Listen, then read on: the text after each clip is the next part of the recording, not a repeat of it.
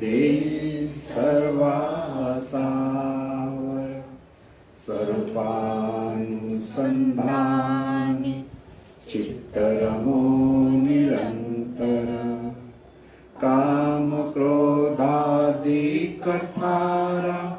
मिळोन च अंतरी अखंडित वसो चित्ती तूच अनंता सर्वांतरी शरीरी धरिदारी कन्या पुत्रादि परिग्रही अनासक्त असो चित्त आसक्त त्वत् अनुग्रही मिळो धन मिळो मान मिळो लौकिक आगळा सोडवी हा परिमद मोह पाशांतुनी गळा असो भोग असो त्याग असो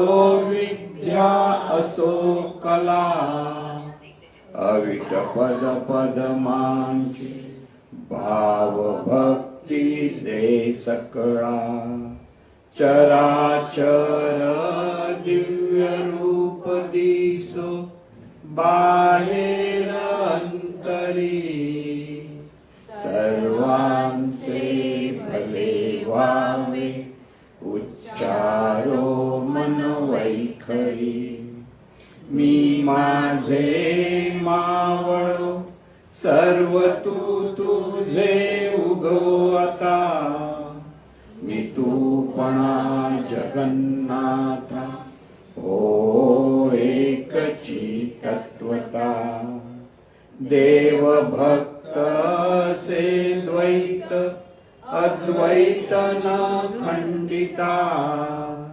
दाखवी देवानंता प्रार्थना ही तुला सद्गुरुनाथ महाराज की जय.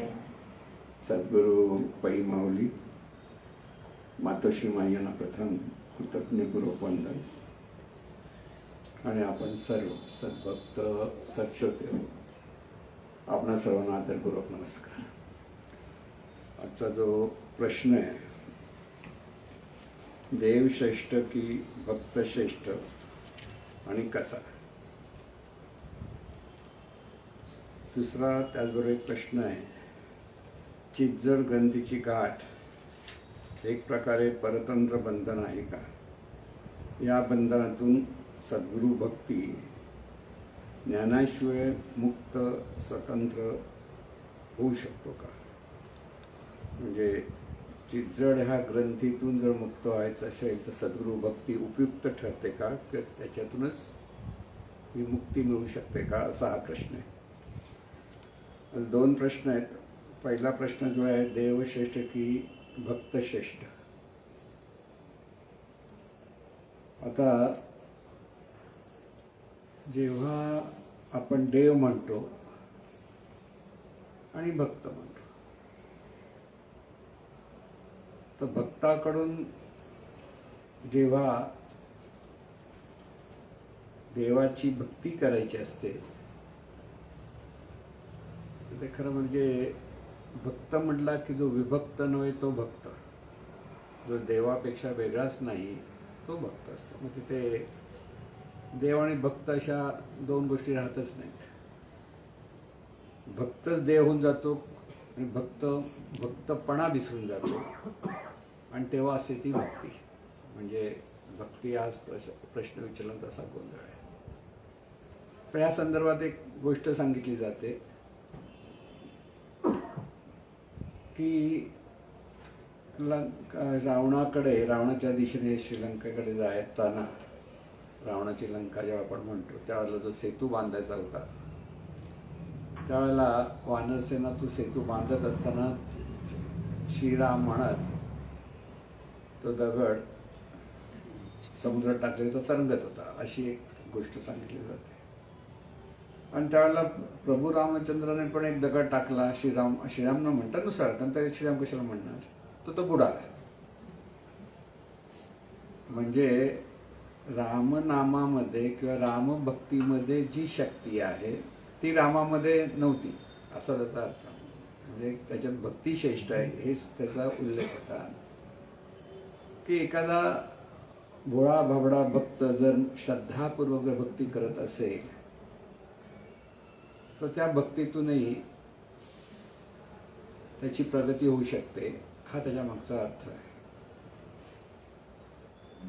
आता इथे श्रीराम म्हणताना सगळ्या वानरसेनाला माहिती होतं श्रीराम म्हणजे हे प्रभू रामचंद्र, ह्या अंगाने ती त्यांच्यावरती श्रद्धा होती आणि त्या श्रद्धेतून त्यांनी भक्ती केली म्हणून तो दगड तरंगत होता, असा त्याच्या मागचा अर्थ होता. किंवा रा आणि मग म्हटलं की दोन्ही दगड चिटकायचे बिटकायचे असं सगळं ते सांगितलं जायचं. त्यातून तो रामसेतू झाला. पण महत्वाचं आता ह्या गोष्टीतून खरं म्हणजे भक्ती नेमकी कशाला म्हणायची इथून सुरू होतं. खरं सांगायचं तर देव म्हणजे अनंत दिव्य स्वरूप, हा देव म्हणजे आता देवाची संकल्पना जर समजली तर आपल्याला लक्षात येते.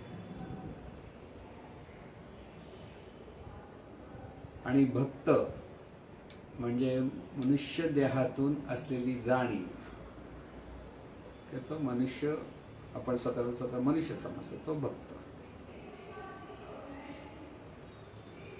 आता ही भक्ती सद्गुरूंकडे गेल्याशिवाय कळत नाही. कारण देव म्हटलं की आपल्याला सगुण भक्ती माहिती आहे की कोणत्याही देवदेवतेची मूर्ती आणि त्याची आपण भक्ती करतो, म्हणजे पूजा अर्चा उपासना जी करतो त्याला आपण भक्ती म्हणतो सर्वसाधारणपणे. आता ही भक्ती सुद्धा माणसाला मनुष्याला जो करत असेल मनापासून श्रद्धेने ती एका योग्य मार्गावर घेऊन जाते. म्हणजे सद्गुरूंशिवाय केलेली भक्ती असं मी म्हणत येते की परंपरेने आपण जी भक्ती करत आलेलो आहोत की पूजा अर्चा करतो, उपासना करतो एखाद्या देवतेची म्हणा, मग तिथे श्री प्रभू रामचंद्र असतील किंवा श्रीकृष्ण असतील किंवा कोणी देवी असेल, अशा अनेक ज्या पुराणात सांगितलेल्या गोष्टीपैकी कोणत्याही देवाच्या मूर्तीची भक्ती करतो. तिथे ज्यावेळेला आपण ही भक्ती करत असतो म्हणजे मनुष्य देहाच्या अपेक्षेत एखादा भक्ती करतोय, तिथे एक प्रश्न नेहमी विचारला जातो जीवनविद्येच्या दृष्टीने. माणसाने निर्माण केलेली मूर्ती आणि माणसाची मूर्ती ज्याने निर्माण केलेली म्हणजे देवाने निर्माण केलेली मूर्ती म्हणजे माणूस श्रेष्ठ की कनिष्ठ? म्हणजे कशा गमतीदार आहेत काही प्रश्न पडतात की मनुष्याने, आता या मूर्त्या निर्माण कोणी केल्या? देवदेवतेच्या मनुष्याने. आणि मनुष्याची मूर्ती कोणी निर्माण केली? परमेश्वराने. मग इथे भक्त श्रेष्ठ की देवश्रेष्ठ? देवाची मूर्ती श्रेष्ठ की भक्त म्हणजे मूर्ती मनुष्याने घडवलेली मूर्ती श्रेष्ठ की परमेश्वर घडवलेली मूर्ती श्रेष्ठ? आपण म्हणतो परमेश्वर घडवलेली मूर्ती. म्हणजे हे जे प्रश्न आहेत त्यावेळेला खरं म्हणजे देव आणि भक्त याच्यातला खरं चित्रण कळत नाही, पण स्पष्ट आपल्याला कळत नाही. आपण परंपरेने एक भक्ती समजतो, उपासना करतो आणि त्याला भक्ती म्हणतो. आणि त्या उपासनेतल्या भक्तीमध्ये असलेलं प्रेम, कृतज्ञता ह्याच्यातही काही श्रेष्ठ भक्त निर्माण होऊन गेलेले आहेत. जसं रामकृष्ण परमहंस, मूर्तीची या पूजेतून त्यांनी स्वतःची प्रगती साधली. म्हणजे ती काही योग्य अयोग्य असं नाही. आता तिथे परत कोणते भेटावं लागतं? परत सद्गुरूच भेटतात. त्यांना तोतापुरी भेटले आणि त्यांना परत देव म्हणजे नेमकं काय ते सांगितलं. आता ह्या सगळ्या गोष्टीतून आपल्याला आता सरळ म्हणजे ही भक्ती म्हणताना ज्ञानाशिवाय भक्ती नाही, महत्वाचं लक्षात. म्हणजे आपण जी भक्ती करतो तिथे ज्ञान असायला हवं. अज्ञानातून केलेली भक्ती ज्ञानाकडे वळवते. म्हणजे तिथे ज्ञानाकडे वळवणारा कोणते येऊन परत भेटतो. अज्ञानातून भक्ती म्हणजे आपण परंपरेने जी आता संतांची भक्ती करतो आणि त्या भक्तीतून पुन्हा कोणतरी एक मार्गदर्शक भेटतो आणि तो बरोबर परत म्हणजे ह्या कोणतीही गोष्ट फुकट जात नाही, पण लॉंग कट आहे, सगळे लांबचा पल्ला. आपलं आयुष्य किती आपल्याला माहीत नाही, पण आपण त्याच्या मागे करत असतो आणि त्यामुळे तो गोंधळ होतो. म्हणून ते सद्गुरूंचं ज्ञान आणि ज्ञानातून भक्ती महत्वाची ठरते. आता हे ज्ञान काय? ज्ञान म्हणजे इथे हे जे अनंत चैतन्य स्वरूप आहे हा देव आहे. देव कोणाला म्हणायचं? दिव्य स्वरूप म्हणजे देव. हे अनंत चैतन्य स्वरूप आहे, निर्गुण आहे, निराकार आहे, अदृश्य आहे, अनंत आहे, अव्यक्त आहे, असं जे सगळं वर्णन, अजर आहे, हे सगळं जे वर्णन केलं जातं ते सर्वसाधारण माणसाच्या कक्षेत येत नाही, म्हणजे डोक्यात भरत नाही. अनंताची कशी भक्ती करायची, जो दिसत नाहीची भक्ती काय करायची, असाही प्रश्न आहे तो बरेच वेळा. म्हणून सद्गुरूंचा संग त्यावर लागतो की आधी अनंत स्वरूप आहे हे समजायलाच बराच काळ जातो. कारण की ते आपल्याला रूप दिसल्याशिवाय, सगुण रूपाची आपल्याला सवय आहे, डोळ्यातून काय ते दिसल्याशिवाय आपण त्याची भक्ती कशी करायची असाच प्रश्न प्रत्येकाला पडत असतो. आणि त्यावेळेलाच म्हणूनच संतांनी देवाच्या मूर्तीची किंवा देवाची भक्ती मग विठ्ठलाची केली, कृष्णाची केली, कोणी रामाची केली, सगुण रूप दिलं. पण सगुण रूप दिल्यानंतर ते अनंत स्वरूपाचं रूप आहे हे पाहायला सांगितलं. म्हणजे अशा एक स्टेज मध्ये मध्ये येतात की खरी भक्ती करण्यासाठी. पण जेव्हा अनंत दिव्य स्वरूप आहे, ज्यालाच आपण चैतन्य स्वरूप आहे, म्हणजे हे ज्ञान पहिला समजून घ्यायचं की देव म्हणजे काय. दोन बाजूने देवाचं ह्या संकल्पना समजून घ्यायची की चैतन्य स्वरूप, मूळ चैतन्य स्वरूप ते कसं आहे, अनंत आहे, अदृश्य आहे, अव्यक्त आहे, असीम आहे, अजर आहे. ते जे तत्व आहे ते तत्व डोळ्याला दिसणार नाही किंवा पंच ज्ञानेंद्रियाच्या द्वारे जाणता येणार नाही, हे पहिले लक्षात घ्या. म्हणून सद्गुरू मुखातून ते समजून घेणं फार महत्वाचं असतं. हे जे चैतन्य स्वरूप आहे तेच जाणणे रूपाला प्रगट होतं, त्याला जाणीव असे शब्द म्हणतात. जाणीव रूपाने प्रगट होतं म्हणजे चैतन्य स्वरूप दोन अंगाने प्रगट होतं. एका बाजूने ते साकार रूपाच्या अंगाने प्रगट होतं, म्हणजे पंचमहातत्वाच्या रूपाने प्रगट होतं साकार रूपाच्या, आणि दुसऱ्या बाजूने ते जाणणे रूपाने प्रगट होतं, म्हणजे जाणीव. एकच अनंत दिव्यांत स्वरूप आहे, हे दोन अंगाने प्रगट होतं, म्हणजे जाणीव रूपाने. म्हणून जाणीव हे त्याचं रूप असं जे सांगितलं जातं. म्हणजे केवळ असणारच स्फुरणारं होतं. म्हणजे सोप्या भाषेत एक समजून घ्या, जसं लाटेमध्ये लाट हे समुद्राचं स्फुरण आहे, प्रकाश किरण हे सूर्याचं स्फुरण आहे, तसं हे जे जाणणे पण आहे प्रत्येक ठिकाणी, प्रत्येक देहाच्या ठिकाणी एक जाणणे पण आहे प्रत्येकाला. पशु असो, पक्षी असो, म्हणजे आपण जिवंतपणा आपण म्हणतो, ते जाणण्याच्या अपेक्षित जिवंतपणा म्हणतो. ते परमेश्वराचं रूप आहे, म्हणजे परमेश्वर त्या रूपाने प्रगटलेलं आहे, सगुण रूपाने, साकार रूपाने जे आपण म्हणतो ते. पंचमहातत्वाच्या अंगाने देह निर्माण होतो आणि त्या देहाकारामध्ये ही जाणीव जी असते तेच परमेश्वराचं अस्तित्व आहे. त्या दोन्ही गोष्टी आपण जर एकदा लक्षात घेतल्या की आपल्याला भक्ती म्हणजे काय, मग त्याचा प्रश्न जो पुढे येतो तो काय, तो लक्षात घेतला. आता हे दोन्ही प्रश्नांची सांगड तिथे आपल्याला घालायची आहे की ह्या चैतन्य स्वरूपातूनच पंचमहातत्व निर्माण झाले एका बाजूला. ह्या पंचमहातत्वामध्ये सत्व, रज, सत्व, तम हे तीन गुण प्रकट झाले. म्हणजे रज, सत्व, तम अधिक पंचमहातत्व हे मिळून 8 असतात. त्याला अष्टविधा प्रकृती म्हटलं. जी निर्मिती झाली सगळी विश्वामध्ये, ही सगळी रूपं आहे ती पंचमहातत्वाने घेतलेला आकार आहे.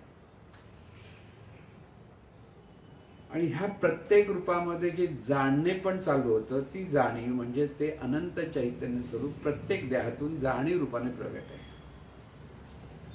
ही जी जाणीव आहे, म्हणजे आता आपण मनुष्य देहाच्या अपेक्षा आता समजून घेण्याचा प्रयत्न करू की प्रत्येक देहातून आहे, म्हणजे मनुष्य देहातून पण आहे आणि पशु पक्ष्यांच्या देहातूनही ही जाणीव रूपाने ते तत्व प्रगट आहे. म्हणजे चैतन्य स्वरूप सर्वत्र प्रगट आहे. कसं आहे, एकामध्ये पंचमहातत्वाच्या अंगाने प्रगट आहे, दुसऱ्या बाजूने ते जाणणे रूपाने प्रगट आहे. देहातून ही जाणीव जेव्हा प्रगट होते तेव्हा ह्या जाणीवेला आपण चैतन्य स्वरूपातून प्रगट झालो आहे ह्याबद्दल अज्ञान निर्माण झालं, तिथे विसर निर्माण झाला. विसरातून आपण कोण हा तिला भ्रम निर्माण झाला. म्हणजे प्रत्येक मानवी ज्ञानी जाणीव प्रगट होताना प्रत्येक जाणीवच्या ठिकाणी आपण कोणा माहीत नसतं, कोरं मन म्हणतो त्याला. आणि ही जी जाणीव रूपाने हे प्रगट होताना तिथे भ्रमातून तिने कल्पना केली की मी देव. म्हणजे प्रत्येक जाणीव देहरूपाने प्रगट होताना तिच्या ठिकाणी देहभाव निर्माण झाला. आता हा जो देहभाव आहे त्याला चितजड ग्रंथी म्हटलं. म्हणजे दुसरा प्रश्न म्हटलं ना, चितजड बंधन होतं. बंधन म्हणजे ती व्यवस्था आहे. निर्मितीच्या अवस्थेमध्ये ही चितजड ग्रंथी, चित म्हणजे जाणीव, जड म्हणजे देह, स्थूल अंग आकाराला. ही चितजड ग्रंथी म्हणजेच मनुष्य देहाच्या रूपात, मनुष्य देह म्हणजे ही चितजड ग्रंथी आहे. म्हणजे चित म्हणजे जाणीव आणि जड म्हणजे देह. आता ह्या चितजड ग्रंथीच्या प्रोसेसमध्ये ह्या जाणीवेला आपण कोण आहोत त्याचा विसर आहे. विसर मायेमुळे झालं वगैरे कारण शोधण्यापेक्षा वस्तुस्थिती काय लक्षात आहे, बाबा विसर आहे. ही जाणीव विसरते ती अति मनरूपाने कार्यरत होते. देहभावातून जाणीव आहे, मुळात जाणीव कोणाची आहे, परमेश्वराची, म्हणजेच अनंत चैतन्य स्वरूपाची जाणीव आहे. देहाच्या अपेक्षेत ही जाणीव मन देहापुरती ती कार्य करते, देहाच्या अपेक्षेत बघते. मग मी देह म्हटलं की ती संकुचित झाली. मी माझ्यापुरती बघतो, असं प्रत्येक जण बघतो. मला सुख मिळालं झालं, मला घर मिळालं झालं, मला हे मिळालं झालं, मला काय करायचं, असं दुसऱ्या बाजूने त्याला हे जर दिलं तर मनरूपाने ती कार्यरत आहे.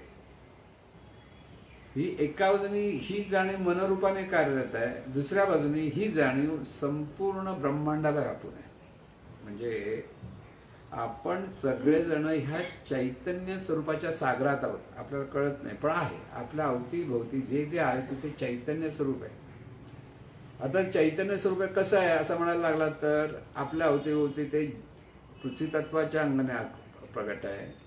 जलतत्व आहे आपल्या भोवती, त्याच्या भोवती प्रकाश तत्व आहे, त्याच्या भोवती वायू तत्व आहे, त्याच्या भोवती परत आकाश तत्व, आणि आकाश तत्वाच्याही पलीकडे जी आहे ती परत ज्याला चित्ताकाश म्हणतो ते चित्ताकाश तिथे त्याला म्हणतात ती अनंत स्वरूप जाणीव. कारण शब्द आहे चित्ताकाश मोठा वाटतो. चित्ताकाश म्हणजे जाणीव, अनंत स्वरूप जाणीव. ही जाणीव सर्व ब्रह्मांडाला व्यापून आहे की आता जाणीवेतच ते निर्माण. जाणीवच्या पलीकडे काय आहे, काहीच नाही. जाणीवच्या पलीकडे जाणीवच आहे. इथे सागराच्या पलीकडे आपण म्हणतो पृथ्वी किनारा लागला तसं आहे, तळ लागला तर तळाच्या ठिकाणी, पण इथे स्थान पत्ता कसलाच नाही. जसं आता हे ग्रह तारे आकाशामध्ये अधांतरी फिरतायत, निर्माण झाले अधांतरी फिरतात, त्यामध्ये गुरुत्वाकर्षण शक्ती वगैरे सगळं कार्यरत आपण सगळं व्यवस्था आहे. त्यामुळे आपल्या देहातील असलेलं मन आणि ह्या विश्वाला ब्रह्मांडाला व्यापून असल्या अवतीभोवती असलेलं वैश्विक मन, ह्या दोन गोष्टी आपल्याकडे सतत असतात. हा वैश्विक मन म्हणजेच अनंत स्वरूप म्हणजे देव.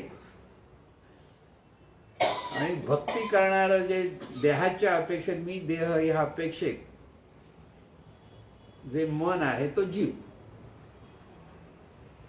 आता जीवाने स्वतःचा उद्धार म्हणजे स्वतःच्या ठिकाणी ते ज्ञान प्रगट होण्यासाठी, स्वतःच्या ठिकाणी असलेला अज्ञान बाजूला करण्यासाठी, अहंकार बाजूला करण्यासाठी काय केलं पाहिजे हा प्रश्न आहे ना. आपण अनंत स्वरूपात जाणले म्हणजे लाटेने, आणि लाट आणि समुद्र उदाहरण दिलं तर जसं आपण जीव असं ज्या म्हटल्यानंतर ती लाट आहे, आणि वैश्विक मन ज्याला म्हणतो म्हणजे अनंत स्वरूप जाणीव आहे ती वैश्विक म्हणजे देव.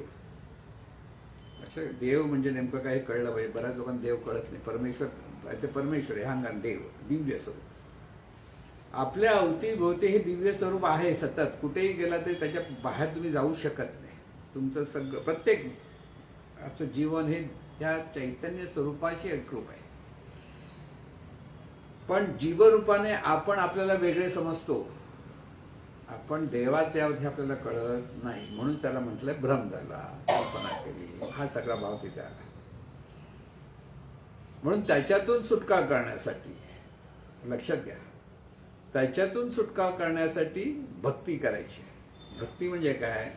आपण जे विभक्त आहोत, म्हणजे वेगळे म्हणून जे आपल्याला वाटतं परमेश्वरापेक्षा, ते आपण परमेश्वराशी एकरूप व्हायचंय. लाटेने समुद्रापेक्षा वेगळं म्हणून म्हटलं तर लाटेचं असलेलं टेम्पर राहतं, लाटेला कळत नाही, ती तेवढ्या पुरते. पण ती लाट जर परत त्या समुद्राशी एकरूप झाली की ती समुद्र होऊन जाते. म्हणजे इथे ही जी भक्ती करायची आहे ती आपल्याला आपल्या ठिकाणी असलेला जो वेगळेपण आहे, आपण देवापेक्षा वेगळे आहोत असं जे वाटतं, ते वेगळेपण दूर करण्यासाठी भक्ती करायची आहे. म्हणजे आपण परमेश्वराचे आहोत हा भाव सतत आपल्याला समजून घेता आला पाहिजे. लक्षात घ्या, हा भाव जोपर्यंत आपल्याला समजत नाही तोपर्यंत अज्ञानातून आपण भक्ती करत असतो. इथे आपल्याजवळ जो देहभावातून जो मीपणा आपल्याकडे आहे, तो मीपणा बाजूला गेला पाहिजे. मन म्हणजे काय? मीपणातून जीवन जगणं म्हणजे मन. मन काय समजतं? मी देह आहे. म्हणजे एका बाजूने मी देह आणि दुसऱ्या बाजूने माझं ही आसक्ती. ही जीवाची दोन प्रगट झालेली रूप आहेत. जीव आहे म्हणजे काय? मी अमुक नावाने जे आपण म्हणतो ते मी, म्हणजे देहाच्या अपेक्षा मी म्हणतो. हा जो देहभाव आहे मी, आणि ह्या मीच माझं माझी मुलं, माझं घर, माझी प्रॉपर्टी, माझी बँकेतला अकाउंट सगळं विचार करतो की ना आपण, हे सगळं मी पण दोन्ही सोडायचं. म्हणजे माझं नाही हे समजा. जिथे माझं आहे ते शेवटपर्यंत तो गोष्ट सांगतो ना आपण. तो सावकार होता, शेवटचे दिवस आले होते, पैसे भरपूर होते, कंजूस होता, आणि वैद्याला बोलवलं. त्याकडे वैद्य आहे, डॉक्टर येत नव्हते. तर तो वाह करायचं ना. तर मुलांना वासुदेवाचं नाव घेतलंय, त्याच्या शेवटचं नाव घेऊ देत बापायाला. पण त्या वैद्याला शेवटचं काहीतरी येऊ देत ना, त्याने काय म्हणतात ते.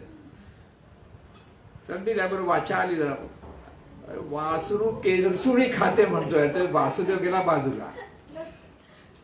म्हणजे शेवटच्या क्षणी सुद्धा माणूस माझं म्हणून अडकलेला असतो. म्हणून माझं म्हणायचं नाही. लक्षात ठेवा, किती पण आपले पैसे किती आहे, मला किती मिळणार, मला किती नाही मिळत, त्याचा जो हिशोब असतो ना नेहमी, तो मी पण आहे, आणि त्याच्यातून आपण अडकलेलो असतो. तो जीव पण आहे.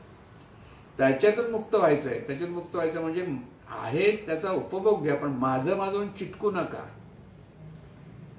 आपल्याला जे मिळतं त्याचा उपभोग करायला काही हरकत नसते, पण ते माझं म्हणून हक्क गाजवत असतो ना आपण, त्याच्यातून आपण दुसऱ्यांबरोबर भांडण, तंटे, द्वेष, मत्सर जे सुरू होतं, ते माझं पण आसक्ती वाईट आहे. तुम्हाला मिळालं म्हणून घ्या, नको म्हणायचं नाही. नको म्हणणं ही दुरासक्ती, आणि माझं म्हणणं ही आसक्ती. त्याच्यामध्ये काय असतं? निरासक्ती. परमेश्वर कृपेने मिळालं, परमेश्वराची इच्छा घ्या, नाही मत रडत बसू नका. कळलं ना? म्हणजे हे जे माझं पण सुटलं पाहिजे, ते माझं पण माणसाचं सुटत नाही, मरेपर्यंत सुटत नाही. म्हटलं तर वासू केअर सोडत, ते माझं तर सुटलंच नाही. शेवटी कोणत्या जन्माला जाणार तो शेवटच्या क्षणात? वासरू तरी होईल, नंतर केरसुणी काहीतरी दोन पैकी काहीतरी होईल. कळलं ना? केरसुणीची संदर्भात केरसुणीचा विचार, शेवटी केरसुणी काहीतरी करायचं, दोन्ही बाजू आहेत. म्हणून हा जीवपणा सुटला पाहिजे, आणि जीवपणात आपण सतत अडकलेलो असतो. आणि भक्ती ही त्याच्यातून मुक्त होण्यासाठी करायची. मुक्त कसं होणार? हे मी माझं पासून आपण सुटका झाली तर आपण मुक्त होऊ शकतो. म्हणून भूतकाळात गोष्टी घडलेल्याचं जेव्हा आपण चिंतन करत असतो, तिथे माझे पण प्रकर्षाने जाणवतं. भूतकाळात माझ्याकडे याने हे केलं, माझ्याकडे याने त्यांनी ते केलं नाही, ह्या माणसाला असं केलं, तसं केलं. सगळ्या गोष्टी आपण भूतकाळाची आठवण, बघा ह्याने मला असं केलं, त्याने तसं. तिथे अडकला तर वा म्हणजे ते झालं. तिथून आपण सुटत नाही तर केरसुणी म्हणतो, आपण भूतकाळातल्या गोष्टी पकडतो. म्हणून भूतकाळातल्या वाईट गोष्टीमध्ये अडकायचं नाहीये, चांगल्या गोष्टीत कृतज्ञता व्यक्त करायचं, अनुभवण्यासाठी भूतकाळ चांगला, अनुभवासाठी, पण अडकण्यासाठी नाही. भविष्यकाळची चिंता नको. भविष्यकाळ चिंता म्हणजे अनिष्ट गोष्टीचं चिंतन, ती चिंता. कसं होईल हो, असा प्रश्न येतो ना आपला, कसं होईल असं जे वाटतं. इथे परमेश्वरावरती नितांत श्रद्धा पाहिजे. पहिली गोष्ट म्हणजे भक्तीमध्ये श्रद्धा महत्वाची. ज्ञानातून श्रद्धा, श्रद्धेतून भाव आणि त्याच्यातून भान, ही भक्ती येते.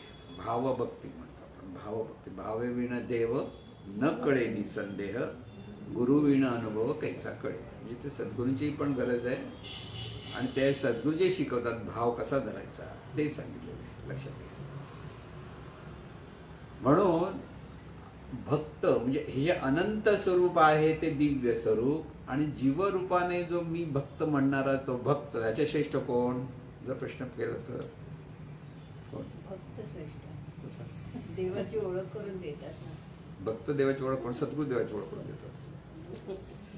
इथे जीव एवढूसा आणि अनंत स्वरूप विश्वाला व्यापून असलेला तो देव, मग देव श्रेष्ठ की भक्त श्रेष्ठ?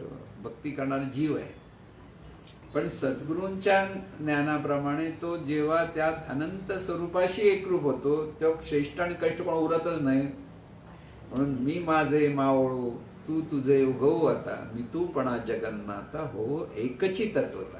हे लक्षात घ्या. हे जे आपण जी वरद प्रार्थना म्हणतोय की मी माझं मावळो, हे महत्वाचं आहे. स्वतःकडे मी आणि माझं जे आहे आपल्याकडे सतत ते मावळलं पाहिजे, त्याचं कमी कमी झालं पाहिजे. पण 70 वर्ष झाली तरी माझं सुटत नाही. एका आपल्या नामदार वाढदिवस होतो, त्या नामदार व्यक्ती ती म्हणाली, अहो 72 वर्ष झालो. म्हटलं आता वानप्रस्थ आश्रम सुरू झाला. अरे हो, वानप्रस्थ आश्रम म्हणजे काय? मी आणि माझं सुटलं पाहिजे.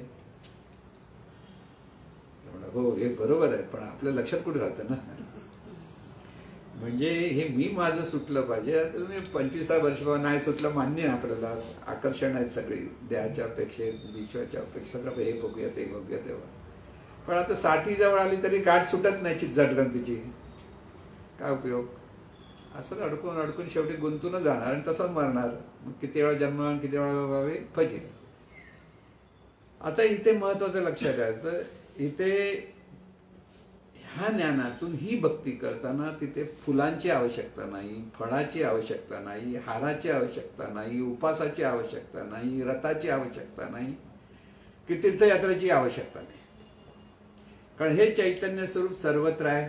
तुम्ही कुठेही जा ते चैतन्य स्वरूप, इथे बसा इथेही आहे, आणि कुठे तीर्थक्षेत्राला म्हणून गेलात तरी तीर्थक्षेत्राच्या ठिकाणी चैतन्य ते आहे. कुठेही गेलास तरी ते चैतन्य स्वरूप जर आहे तर देव तुझ्याबरोबर सतत आहे. ह्या भावातून जर तू लक्षात घेतलं तर तुला फक्त मी माझं बाजूला करायचंय आणि सर्व देव तुझं आहे ह्या भावामध्ये आपल्याला पाहायचं. ते भक्ती म्हणजे काय? जिथे माझं आहे तिथे तुझं सुरू झालं पाहिजे, आणि जिथे मी आहे तिथे तू सुरू झाला पाहिजे. तूच आहेस आणि तुझ्याशिवाय सगळं चाललेलं आहे. आता वयाची 60 झाली तरी ती सवयच लागली आहे माझं माझं म्हणायची. म्हणून जेव्हा 60 लागली तर बुद्धिनाठी म्हणतात, कळलं ना? ते का माझं माझं सुटत नाही म्हणून बुद्धिनाठी. म्हणजे चिडजड आणखीन घट्ट झाली, मोकळी व्हायला पाहिजे नाही. म्हणजे शेवटचा श्वास सुटेपर्यंत आपोआप परमेश्वर सोडतो. बा झाला आता तुझे चिडजड सतत सोडून टाकतो. नाही गेला कामाचं, कुठे गेला कळत नाही. पण ती वासना तशीच राहते आणि दुसऱ्या जन्माला परत चिडजड सुरू होते. म्हणून किती वेळा जन्मावे आणि किती वेळा हवे पाहिजे.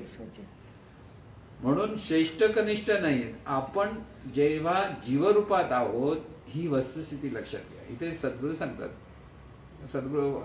वेड्यांचा पसारा म्हणतात. ते कोणाला सांगतात? आपल्याला सांगत असतात. आपण म्हणतो दुसऱ्यांना सांगतायत, आपल्याला सांगतात. पण आपण हसतो आणि म्हणतो वेडा, आणखीन हसतो वेडाला. वेडा म्हटलं कळलं म्हणजे काय गंमत आहे की अरे काय म्हणावं. पण ह्या ज्या आपण अडकलेलो त्याच्यातून सुटण्यासाठी मग चिज्जड ग्रंथी जी आहे ती चिज्जड ग्रंथी वाईट नाहीये. परत लक्षात ठेवा, देह आणि जाण याची जी गाठ पडली त्याच्यातून जीवनाचा प्रकाश सुंदर बाहेर पडला. आपण सुंदरपणे जीवन जगू शकतो, आनंदाने जगू शकतो. म्हणजे परमेश्वरातून ही जी जड ग्रंथी, चितजड ग्रंथी म्हणजे जाणीव आणि देह एकरूप झाले आणि त्याच्यातून जीवनाचा प्रकाश झाला. आपण सगळेजण त्या जीवनाचा प्रकाश भोगतो आहोत. पण आपण दुर्भाग्य असे आहोत, इतकं सुंदर जीवन दिलं तरी तिथे आपण रडतो. रडण्याचा प्रकार आहे आपला. जीवनाकडे आपण पाहत नाही. आपण हे माझ्या मनासारखं होत नाही, हे माझ्या मनासारखं होत नाही, हा असा करतो, तो तसा करतो, ही जी तक्रार आपल्या मनामध्ये असते आणि त्याच्यामध्ये मी माझं आपण घट्ट करत असतो आणि त्याच्यातून आपण त्या जीवाभावातच गुंतत असतो. इथे सद्गुरूंचं मार्गदर्शन घेणं फार महत्वाचं असतं. इथे म्हणून सद्गुरूंची आवश्यकता असते. कारण हे सगळी भक्ती जी ज्ञानपूर्वक भक्ती म्हणतात ना, याला ज्ञानपूर्वक भक्ती म्हणतात. ज्ञान काय, तू जाणीव आहेस पण जीवरूपात आहेस. ते अनंत स्वरूप जाणीव तो देव आहे, कारण ते दिव्य स्वरूप. तिथे जीवभाव नाहीये. जीवभाव तुझ्याकडे. जीवभाव म्हणजे मी देव आहे हा भाव धरून तू जीवन जगतोयस, हे स्पष्ट आपल्याला कळतं. आपणच आपल्याला बघा, आपलं जीवन मी म्हटलं तर काय होतं, आपला देह आठवतो, आपला चेहरा आठवतो, म्हणजे मी. मग माझं म्हटलं की माझी मुलं मुली सगळं आठवतात की नाही, सोडत नाही आपण त्यांना सोडून कसं जायचं असं प्रश्न पडतो ना. तर तेथे जी आसक्ती आपल्याला म्हणते त्याच्यातून आपल्याला मुक्त व्हायचं आहे आणि त्याच्यात मुक्त होण्यासाठी हे सर्व जे आहे ते परमेश्वराचं कार्य आहे, वैश्विक कार्य चालू आहे. युगानुयुग जन्म आहे, जीवन आहे आणि मृत्यू आहे. कितीतरी माणसं जन्माला आली आहेत, कितीतरी माणसं काही काळ जगलेली आहेत. युगानुयुग आपण ते रामाच्या काळापासून, श्रीरामाच्या काळापासून परत परत युग अनेक झाली. कृष्ण झाला, राम झाला, सगळे तिथे तिथे माझं माझं करून सगळे लोक जीवन झालं. सतयुग म्हटलं तरी माझं माझं करत, धोबी माझं माझंच म्हणतो ना, म्हणून तो टीका करतो रामावर. म्हणजे प्रभू रामचंद्र काळात रामावर टीका करणार पण होता. कृष्णाच्या काळात कृष्णाला शिव्या घालणारे होते, आताही आहेत. माणसं बदला, कारण तो जीवभाव आहे. किती वेळा जन्म, किती वेळा फजित आहे ना, तो भाग आहे तिथे. जे ह्याच्यातून सुटले ते मुक्त झाले. सुटायचं काय, मी आणि माझं सुटलं पाहिजे. आणि त्यासाठी सद्गुरू जे सांगतात त्याप्रमाणे नितांत श्रद्धेने परमात्म्याचं स्मरण केलं पाहिजे. हे एकच आहे. परमात्म्या स्मरणासाठी दुसरं काही लागत नाही, फक्त भाव लागतो. ज्ञानातून भाव कसा धरायचा कळलं पाहिजे. आणि हा भाव आहे म्हणून देव भावाचा भुकेला म्हटलं. तुम्ही फुलं वाहता, रथबाई केलं कतर कोणाचं आहे त्याचं त्याला देताय. आपण प्रसाद चढवतो, अरे चांगला तुपाचा प्रसाद चढवला, कोण तूप आणि त्याची निर्मिती आहे ती त्याला देतोस. कुठे काय देतोस, तुझ्याकडचा भाव दे, बाकी काहीच नको आहे. म्हणून भावाचा भुकेला म्हणतात देव. म्हणजे हे कळत नाही लोकांना. लोकांना वाटत नाही ते उपास केल्याशिवाय, अशी फुलं बिला आरस लावल्याशिवाय बरंच वाटत नाही ना. मनाला प्रसन्न करण्यासाठी काही काळासाठी ते उपयुक्त सुद्धा आहे, नाही असं नाही. पण आपल्याला खरं ज्ञान जोपर्यंत कळत नाही तोपर्यंत भक्ती होत नाही. आणि ज्यावेळेला ही भक्ती म्हणजे ही प्रोसेस आहे. म्हणजे हा जीव आहे, त्याने देव होण्यासाठी केलेला जो प्रयत्न आहे त्याला म्हणतात भक्ती. ज्ञानाच्या ज्ञानपूर्वक भक्ती. म्हणून सद्गुरूंचे जे शिष्य आहे ते सद्गुरू ज्याप्रमाणे सांगतात त्याप्रमाणे त्या चैतन्य स्वरूपाचेच आपण आहोत. आता चैतन्य स्वरूप एकरूपाचे म्हणजे उडी मारायची, म्हणजे नदी जशी समुद्रात जाते आणि नदीच उरत नाही, वर्णन बरोबर आहे. पण आपण कुठे उजायचं. आपल्यासाठी हे चैतन्य सागरात आपण आहोत. फक्त आपण आपला जीवभाव सोडायचा आहे आणि जे आहे ते सर्व चैतन्य स्वरूपाचं आहे, परमात्मा स्वरूपाचं आहे, हे सर्व आहे. तरी जमत नसेल तर आणखीन एक भक्ती सांगितलं ती म्हणजे सद्गुरू भक्ती करा.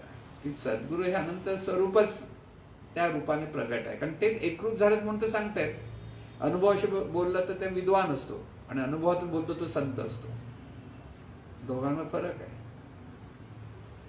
जो विद्वान असतो त्याला क्रॉस प्रश्न विचारा तो गोंधळतो, अरे बाबा थांब मी परत वाचून सांगतो असं म्हणतात. पण अनुभवी असतो त्याला अनुभव असतो, तो काय आहे ते अनुभवातून सांगणार. ते आहे, त्याला पुस्तक वाचायची गरज नाही, की प्रश्न विचारायची गरज नाही, खूप चिंतन करायची गरज नाही. ज्याच्याकडे अनुभव आहे तो अनुभवातून सगळ्या गोष्टी. आता तुम्हाला पाककला ज्याला माहिती आहे त्याला एखादा पदार्थ रोज करायची माहिती आहे आणि त्याच्यामध्ये तुम्ही काही विचारा, तुम्ही म्हणणार हा एवढं एक चमचा टाका, हा चमचा टाकतो, एवढंच सांगता. तर तुम्ही म्हणा थांबता मी पुस्तक वाचून सांगतो असं काय होतं. अनुभव असे त्याला पुस्तक वाचायची गरज नाही. तसं हे जे ज्ञान आहे की परमेश्वर म्हणजे अनंत स्वरूप, दिव्य स्वरूप, इथे पहिलं लक्षात येतं. त्या दिव्य स्वरूपाला आपल्याला धरता येत नाही, कारण ते आपली तेवढी कुवत नाही. तर तिथे सद्गुरूंना शरण जाणं ही महत्वाची पायरी लक्षात घ्या. सद्गुरू हाच देव. आता इथे देव परत आला. हा देव का? ज्या जाणीवे दिव्यत्वाची जाणीव निर्माण होते त्याला देव म्हणतात. म्हणजे सद्गुरूंची जी जाणीव आहे ती दिव्यत्वाशी एकरूप झालेली आहे. म्हणजे ते चैतन्य स्वरूप सद्गुरू रूपातून आपल्याला ज्ञान देत आहे, आपल्याला ते सांगतायत. आणि त्यासाठी त्यांच्याकडनं घ्यायचं असतं ते ज्ञान घ्यायचं असतं.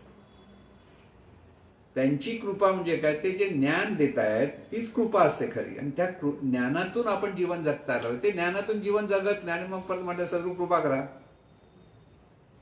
ते ज्ञान सांगतायत तुम्ही असं करा तसं करा, हे सगळं आपल्याला सद्गुरू सांगतायत. पण आपण म्हणतो आपल्याला नाही जमत ते, आणि तरी म्हणतो तुम्ही कृपा करा आमच्यावर. असं होत नाही. तिथे प्रयत्न केले पाहिजेत आणि प्रार्थना केली पाहिजे की ते आपोआप सगळ्या काही गोष्टी होतात. दोन गोष्टी आहेत. सद्गुरूंनी सांगितलेलं जसंच्या तसे प्रयत्न करत राहणं. नाही जमलं तरी प्रयत्न करा. जमेल असं नाही, कारण ही गोष्ट सूक्ष्म आहे आणि स्थूल रूपातच आपल्याला अडकण्याची सवय झालेली आहे. आपल्याला सगळे रूप दिसतात. आता तुम्ही मला शांत बसा, नाही जमत. पण 3 तास पिक्चर बघा, मस्त जमतं. ते विचारच 3 तास कसे होते. पण मला साधना 3 तास करायची, अरे बापरे एवढं कोण करणार? हे जे आपल्याकडे जी भावना आहे त्याच्यातून आपल्याला मुक्त होता आलं पाहिजे. की इथे आपल्याला हे ज्ञान कळलं पाहिजे की अनंत चैतन्य स्वरूपाशी एकरूप होण्याचा जो प्रयत्न करतो त्याला म्हणतात भक्ती. म्हणजे आता विभक्त आहे जीवरूपाने, आपण त्या अनंत स्वरूपाशी विभक्त आहोत भावनेतून. भाव प्रत्यक्ष आपण त्याचंच अंग आहोत, वेगळे नाहीत. आपण त्याचंच रूप आहोत. म्हणजे तोच आहे, तोच ह्या रूपाने आहे. पण ते आपल्याला कळत नाही. नाही कळत म्हणून सद्गुरूंना शरण जायचं. सद्गुरूंना शरण जाऊन सद्गुरू सांगतात तशी भक्ती करा. म्हणून सद्गुरूंना शरण जाणं, सद्गुरूंच्याच चिंतन करणं, सद्गुरूंच्याच स्मरणातून ते देवच आहे या भावातून त्या अनंत स्वरूपाशी एकरूप होण्याची ही प्रोसेस आहे. आणि त्याला म्हणतात भक्ती. आता सद्गुरुदेव आणि आपण भक्त म्हटलं श्रेष्ठ कनिष्ठ कुठे येतं? सद्गुरू हा श्रेष्ठच आहे, हे लक्षात ठेवा. म्हणून श्रेष्ठ कनिष्ठ हा भाग नसतो भक्तीमध्ये. भक्तीमध्ये एकरूप होणं, जो विभक्तपणा आहे, वेगळेपणाने जे आपण आपल्याला पाहतो आहोत, तिथे आपण त्या अनंत स्वरूपाचे आहोत किंवा सद्गुरू स्वरूपाचे आहोत.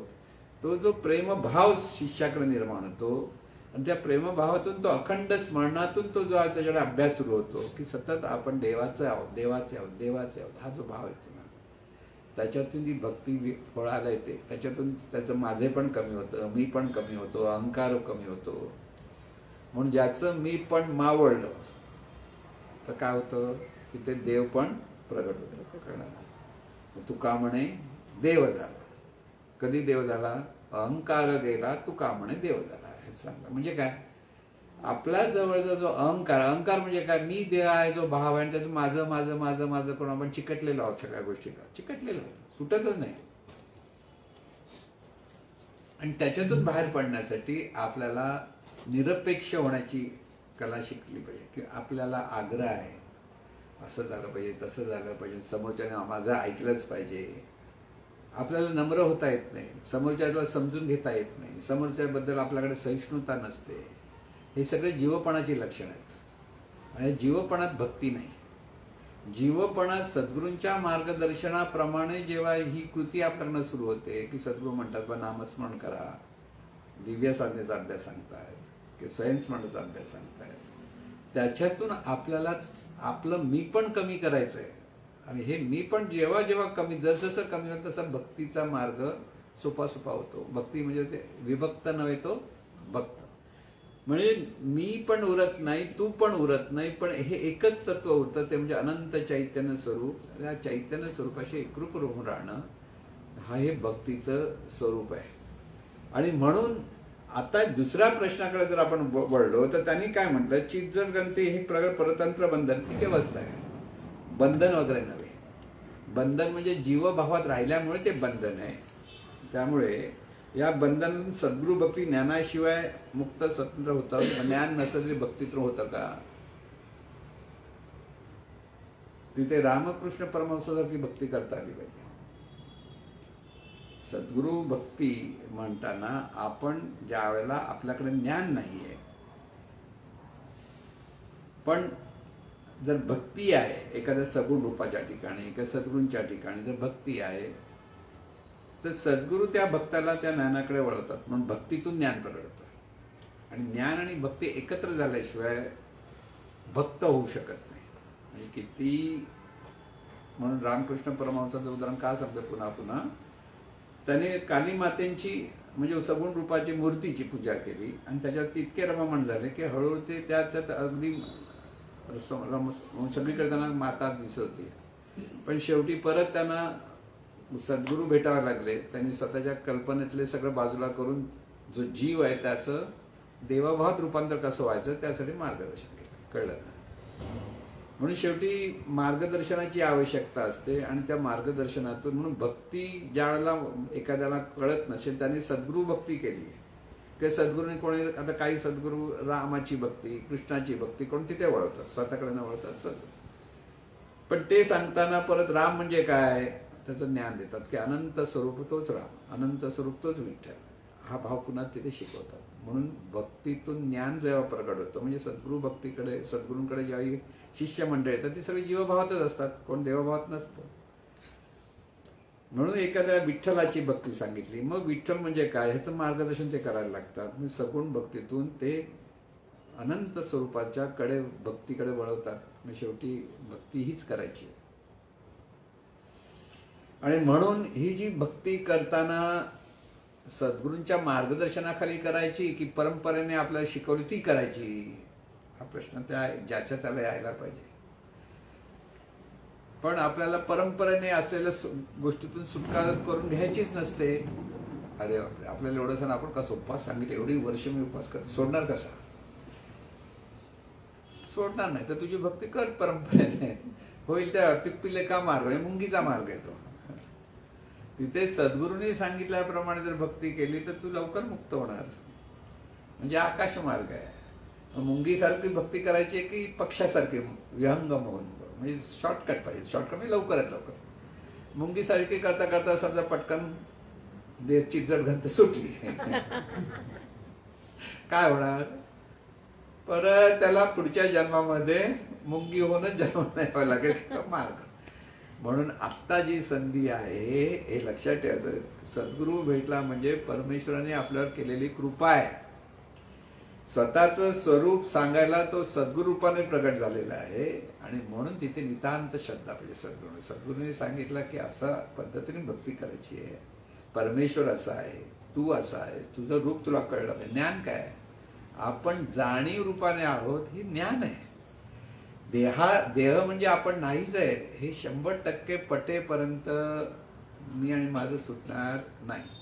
ते लगेच सुटणार पण नाही. हे जितकं खरं आहे तितका सद्गुरूचा संघ ह्यासाठी धरावा लागतो की सद्गुरूकडे पुन्हा पुन्हा पुन्हा पुन्हा सांगितल्यानंतर कुठेतरी आपल्याला कळायला लागतं की आपण म्हणजे कोण आहोत. म्हणजे मी म्हणणारं कोण आहे तर ही जाणीव मी म्हणते. आणि ही जाणीव कशी आहे? ती निराकार आहे. परत परमेश्वर जसा निराकार तसा आपण पण निराकारच आहोत. पण आपण शरीराला पकडून ठेवला म्हणजे शरीर म्हणजे मी म्हटलं की हा आकार म्हणजेच मी, हा पकडतो आपण आणि त्याच्यात अडकलेलो आहोत. म्हणजे समजा एखाद्या चांगलं तुम्हाला कपडा वस्त्र आवडलं, मलमलीचं वस्त्र कोणी दिलं आणि ते मलमली वस्त्र सोडायलाच मागत नाही. आपण पांघरून न धुता बिता राहिलं तसं काय होईल? त्याच्यात अडकलेलं झालं, त्याच्यातून बाहेर पडता येत नाही. तसं शरीरात आपण अडकलेलो आहोत, त्याच्यातून बाहेर पडता येत नाही. पण शरीर म्हणजे मी ही ओळख आपली नाहीये. व्यवहारात ती ओळख, पण परमार्थ ती खोटी ओळख. खरी ओळख म्हणजे तुम्ही जाणीव आहात. आणि परमेश्वर म्हणजे अनंत स्वरूप जाणीव आहे. ह्या जाणीवेने स्वतःला वेगळं समजतं ते आपण त्याचेच आहोत. म्हणजे तोच आणि मी एकरूप आहोत हा जेव्हा भाव आपल्याकडे येतो तेव्हा ती असते ती भक्ती असते. आणि त्या भक्ती जेव्हा ती प्रगल्भ होते तेव्हा जीवाचा देव होतो. जीवाचं रूपांतर देवामध्ये होणं ही भक्ती. त्याच्याशिवाय दुसरी भक्ती नाही, लक्षात ठेवा. पण ती जमत नाही तोपर्यंत परंपरेने सांगितलं माहीत नाही. सद्गुरू भेटत नाही त्यांनी काय केलं? परंपरेने भक्ती. गणेशोत्सव झाला साजरी करा, कृष्ण जयंती साजरी करा, दहीहंडी फोडा.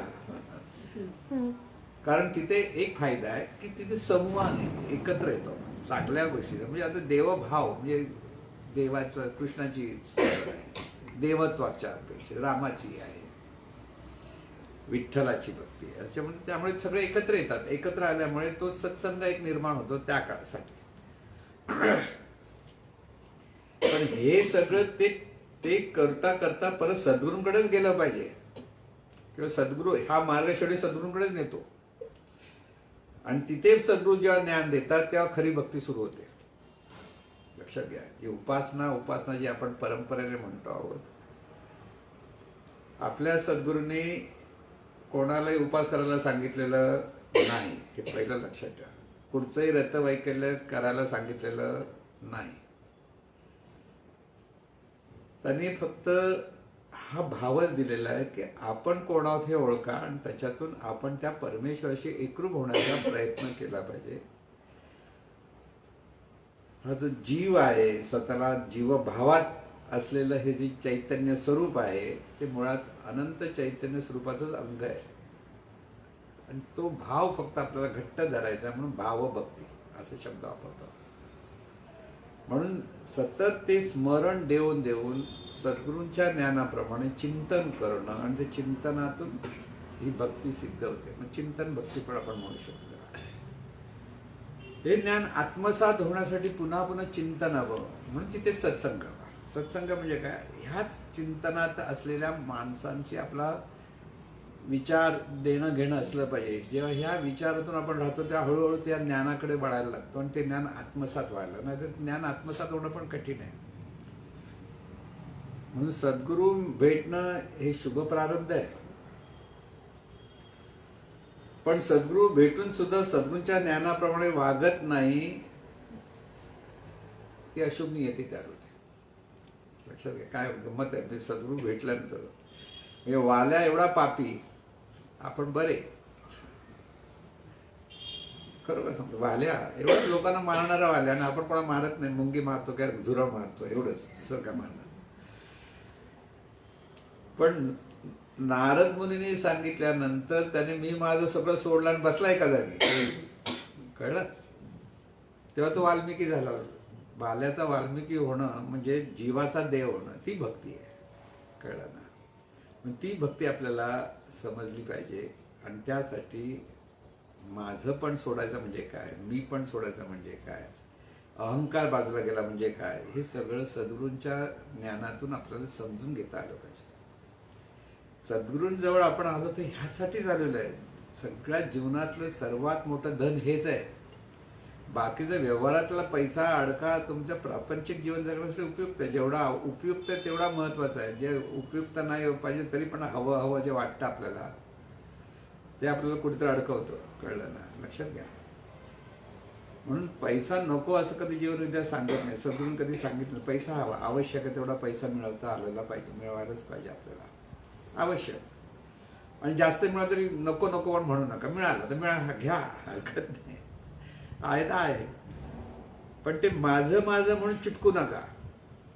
नाही तर काय होतं, एवढे पैसे माझे आहेत आता दिवस ते मग देव बाजूला जातो. कळलं ना? म्हणजे ते माझं माझं जास्त झालं की देवपणापासून आपण म्हणजे आपण सरळ जीवभावातच अडकत चाललो आहे, लक्षात ठेवायचं. म्हणून परमेश्वर कृपेने आपल्याला जे मिळालेलं आहे त्याबद्दल सतत कृतज्ञ राहा. लक्षात घ्या. आपल्या आयुष्यात अनेक चांगल्या चांगल्या गोष्टी होतात तेव्हा ते सद्गुरूंचं कृपादृष्टी म्हणावं, सद्गुरूंप्रती कृतज्ञता व्यक्त करावी. कारण त्याचा अहंकार जो होतो, तुम्ही सद्गुरूंना मोठेपण देता असा नाही त्याचा अर्थ. काही लोक म्हणतात काय मूर्खपणा असे म्हणा, कशाला सद्गुरू म्हणतात असं एक काही लोक म्हणतात. नाही सर, पण तीच भक्ती आहे. भक्तीचा तो मार्ग आहे की तिथे माझं नाही आहे, ते हे जे आहे ते सद्गुरूंचं, हे जे आहे म्हणजे तिथे माझे पण सुटतं. आपल्याला मिळालेल्या चांगल्या चांगल्या गोष्टी आहेत ते ही त्या ईश्वरी शक्तीचं सगळं कार्य आहे. त्याच्यामुळे आपण मिळतो, आपल्या ते सत्कर्माचा तो परिणाम आहे. पण तिथे सतत ते कृतज्ञता आपल्याला व्यक्त करता आली. कृतज्ञ होणं ही भक्तीचा एक पाया आहे. लक्षात ठेवा. कृतज्ञता हवी, प्रेम हवं, श्रद्धा हवी. आणि त्याच्यातून जितकं आपण ही कृतज्ञता व्यक्त करत जातो तेव्हा आपल्याला पुढे आपल्याला परमेश्वर काय दिलं याचा विचार केला तर देहापासून सगळं काही त्या परमेश्वरातून निर्माण झालंय. आपलं काय कर्तृत्व आहे? आपलं काहीच कर्तृत्व नाही बघायला गेलं तर. पण परमेश्वरामुळे आपण सुखसोयी मिळत आहेत, परमेश्वरामुळे आपण आनंदाने जीवन जगू शकतो. कल्पनेतून दुःखी होतो, खरं आपण आनंदातच असतो. माझं माझं जे चिकटण त्यात दुःख आहे, माझं बाजूला करा, आनंदी राहा. कळलं ना? म्हणून सुख, शांती, समाधानासाठी आपल्याला भक्तीची आवश्यक. भक्तीतून मिळणार काय? तर शांती, सुख, समाधान. माणूस व्यवहारातून तो गरीब आहे. शांत ज्ञानेश्वर माऊली म्हणा, माधुकरी घेऊन खाणारे माणसं, त्यांच्याकडे कसली प्रॉपर्टी होती, पण शांती, सुख, समाधान होतं त्यांच्याकडे. आणि त्याच्यासारखं दुसरं धन नाही. शांती, सुख, समाधान हे सर्वात मोठं आपलं धन आहे. त्यासाठी भक्ती आवश्यक आहे. म्हणून श्रेष्ठ कनिष्ठ याच्यात अडकायचं पण नाही. आपण जेव्हा कल्पना करतो तेव्हा ती श्रेष्ठ आणि कनिष्ठ या गोष्टी ऐकल्या. मी सांगितलं का, लोकांच्या त्या भावना आहेत, भक्त श्रेष्ठ किंवा भक्ती श्रेष्ठ नाही. जीव आणि देव म्हणजे अनंत स्वरूप, आणि जीव म्हणजे देहातून प्रकट असलेलं ते चैतन्य. ते जेव्हा वेगळं म्हणून व्हायला लागतं तेव्हा त्याला दुःख मिळतं. आणि जेव्हा ते एकरूप व्हायला लागतं, जीव देवाशी एकरूप होतो, तर तिथे शांती, सुख, समाधान प्राप्त होतं. म्हणून श्रेष्ठ कनिष्ठामध्ये अडकायचं नाही. म्हणून सद्गुरू आणि शिष्य असं ज्यावेळेला भाग येतो तेव्हा तो देव आणि भक्त हाच भाग असायला पाहिजे. सद्गुरू हा देव, शिष्य म्हणजे भक्त. त्याने शिष्याने सद्गुरूंनी जे जे सांगितलंय ते तंतोतंत पाळलं पाहिजे. तंतोतंत नाही जमत म्हणतो तो आपण चोर होतो या गोष्टीत, ज्ञानाच्या अंगाने. स्पष्ट सांगतो तिथे मला जमत नाही, मला वेळ नाही, ह्या चोरीच्या गोष्टी आहेत. चिंदी चोर म्हणतो ना आपण, तसं आहे. इथे ते नाहीये. इथे आपल्याला निश्चय पाहिजे. आयुष्य आपल्याला ह्यासाठी आहे आणि हे महत्व आहे. प्रायोरिटी कशाला द्यायची? आम्ही संसारातल्या गोष्टीला प्रायोरिटी देतो. सद्गुरू हे धन देतात, तिथे कोणाचं लक्ष नसतं. आपल्याला सगळं काही खूप खूप हवं असतं, ते प्रॉपर्टी किंवा माझेपणाचा विकसित होण्याचा प्रकार आहे. पण आपल्याला शांती, सुख, समाधान हवं. आणि त्यासाठी जीवाचा देवभावात रूपांतर झालं पाहिजे. जीवाचा देव झाला पाहिजे, त्याशिवाय ते होणार.